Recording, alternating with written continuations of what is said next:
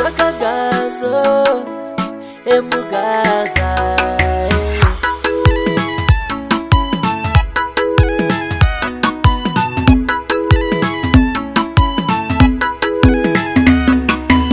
Chikwembu chazamula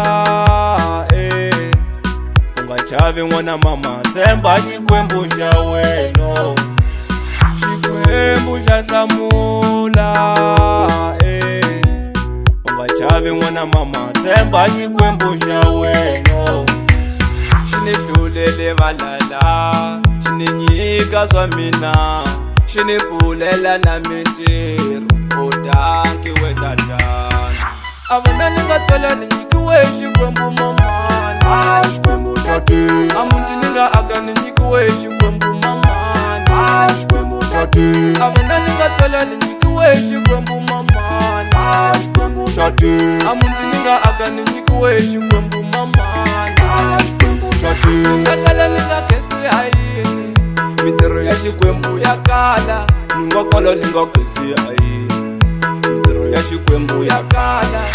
ukanise mikesa xikwembu vananga kesane xikwembu vana ukanise mikesa xikwembu vananga kesane xikwembu vana xikwembu xa ku lwela ka swilo swo biha bavo xikwembu xa ku lwela ka swilo swo biha mama xikwembu xa ku lwela ka swilo swo biha bavo xikwembu xa ku lwela ka swilo swo biha mama.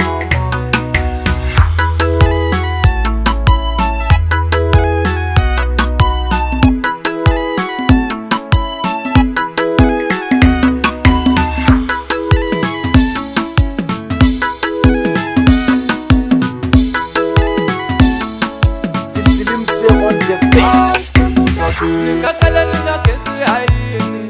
mitirho ya xikwembu ya kala ningokolo ningokesi hayini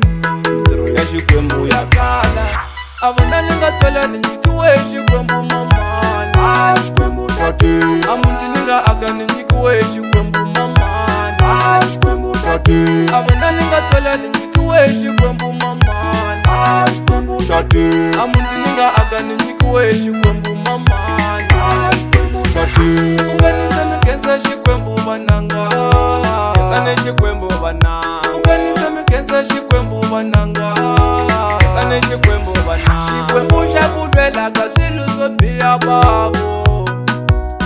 xikwembu xa ku lwela ka swilo swo biha